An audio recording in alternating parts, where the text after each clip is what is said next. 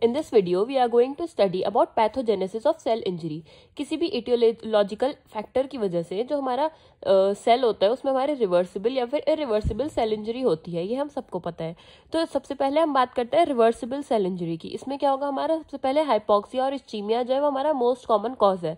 Hypoxia का मतलब हो रहा है हमारा ऑक्सीजन की एब्सेंस है और इस्चीमिया का मतलब ब्लड फ्लो हमारा रिड्यूस हो रहा है। इसमें हमारी फिर क्या होगा, हमारा माइटोकॉन्ड्रियल डिफेक्ट आ जाएगा। जब हमारी ऑक्सीजन ही कम अमाउंट में प्रेजेंट है तो हमारा उसमें एटीपी का डिप्लेशन हो जाएगा, माइटोकॉन्ड्रियल डिफेक्ट आ जाएगा। उसकी वजह से हमारी सबसे पहला स्टेप है इंट्रासेल्यूलर लैक्टिक एसिडोसिस, मतलब हमारा जो लैक्टिक एसिड है उसका एक्यूमुलेशन हो जाएगा। जब हमारी ऑक्सीजन ही प्रेजेंस नहीं होगी तो हमारा लैक्टिक एसिड का एक्यूमुलेशन हो जाएगा, एनारोबिक रिएक्शंस होंगी, इसमें हमारा डीएनए क्लम्प हो जाएगा। देखो, due to low oxygen supply जो सेल होगा हमारा उसमें हमारा एनारोबिक ग्लाइकोलिटिक पाथवे होने लगेगा for the requirement of energy. This result in decrease depletion of glycogen and accumulation of lactic acid, जिसकी वजह से हमारा लोवरिंग हो जाएगा इंट्रासेलुलर पीएच में और हमारा डीएनए क्रोमैटिन का क्लम्प हो जाएगा।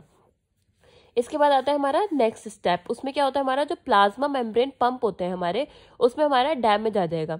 जो हाइड्रोपिक स्वेलिंग होगी हमारी मेम्ब्रेन में उसमें हमारा दो चेंजेस होंगे। सबसे पहला आएगा हमारा लैक ऑफ एटीपी और इसमें क्या होगा, हमारा फेलियर टू सोडियम और पोटेशियम पंप, और दूसरा आएगा हमारा फेलियर ऑफ कैल्शियम पंप। सबसे पहले सोडियम पोटेशियम पंप का देखें तो इसमें हमारा सोडियम का एक्यूमुलेशन हो जाएगा इनसाइड द सेल, जिसकी वजह से जो हमारा सेल होगा वो हमारा स्वेल हो जाएगा।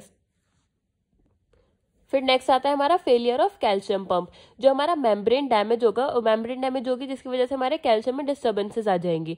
जो हमारा कैल्शियम होगा वो बहुत ज़्यादा सेल के अंदर डिपॉजिट हो जाएगा ऑफ पर्टिकुलरली इन माइटोकॉन्ड्रिया, जिसकी वजह से हमारी स्वेलिंग हो जाएगी और डिपोजिशन हो जाएगा फॉस्फोलिपिड रिच अमॉर्फस डेंसिटीज का। फिर आता है हमारा reduce protein synthesis, disperse ribosome. जो हमारे राइबोसोम्स होते हैं वो हमारे प्रेजेंस होते हैं एंडोप्लाज्मिक रेटिकुलम में और गोल्गी अपैरेटस में, जो कि हमारे प्रोटीन सिंथेसिस कराते हैं।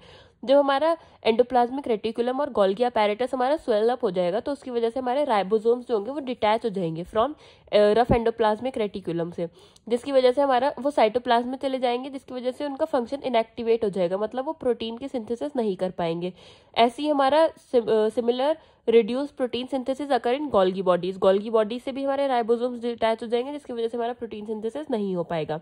फिर इसमें हमारे कुछ अल्ट्रा स्ट्रक्चरल एविडेंस होते हैं रिवर्सिबल सेल मेम्ब्रेन डैमेज के, जो कि हम देखते हैं in the form of loss of microvilli, intramembranous particles और फोकल प्रोजेक्शंस ऑफ साइटोप्लाज्म, जिसको हम ब्लेब्स कहते हैं, मतलब इसमें ब्लेब्स की फॉर्मेशन हो जाती है हमारी। फिर आता है हमारे इसमें माइलिन फिगर्स भी हमारे फॉर्म हो जाते हैं इसमें हमारे साइटोप्लाज्म में और present outside the cell. Cytoplasm में या फिर सेल के बाहर हमारे माइलिन फिगर्स फॉर्म हो जाएंगे। ये हमारे डिराइव होते हैं from membranes enclosing water and dissociated lipoprotein between lamellae और इंजर्ड मेम्ब्रेन। अगर यहाँ तक हमारा जो एक्यूट स्ट्रेस है उसको हम विदड्रॉ कर दें तो हमारा जो रिवर्सिबल सेल इंजरी होती है वो हमारी रिस्टोर कर सकती है नॉर्मल स्टेट में।